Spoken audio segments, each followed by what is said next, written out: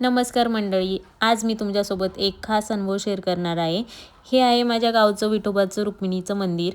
जिथं पावलं लागताच मनात शांतता उतरते आणि जिथं शब्द नाही लागत तिथं फक्त भावना बोलतात. या मंदिरात आज मी एक रांगोळी काढली. ती फक्त डिझाईन नाही, माझ्या मनातलं भक्तीचं प्रतीक आहे. रंगाची ही वाट म्हणजे माझा आत्मा विठोबाच्या चरणाशी जोडला जातोय असं वाटतंय.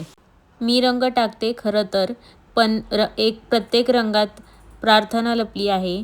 काळा रंग म्हणजे मला विठोबाचं तेजस्वी रूप दिसतंय आणि पिवळा रंग म्हणजे मला त्याचं पितांबर दिसतंय आणि पांढऱ्यामध्ये मला शांतता वाटतेय खूप. या रांगोळीमध्ये विठोबाचं रूप साकारताना मी त्यांचे हात पाहते, कमरेवर ठेवलेले.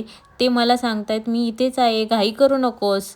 त्यांचे डोळे पाहते आणि जाणवतं तो काही न बोलता माझं सगळं ऐकतोय. आज आषाढी वारी आहे. हजारो वारकरी पंढरपूरकडे चालले आहेत. पावलोपावली फक्त विठ्ठल विठ्ठल या एकाच नावाचा जप घेऊन चालतायत. परंतु ज्यांना पंढरपूरला जाता येत नाही त्यांनी आपल्या गावी असलेल्या विठोबा रुक्मिणी मंदिरात एकदा तरी जरूर जावं. कारण पंढरपूर ही फक्त जागा नाही, ती एक अवस्था आहे जी तुमच्या श्रद्धेत असते, मनात असते.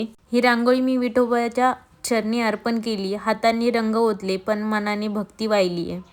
आजच्या गडबडीत मोबाईलच्या दुनियेत आपण हरवत चाललोय, पण इथे येऊन विठोबाच्या मूर्तीसमोर बसलं की वाटतं आपण आपल्याला पुन्हा सापडतोय.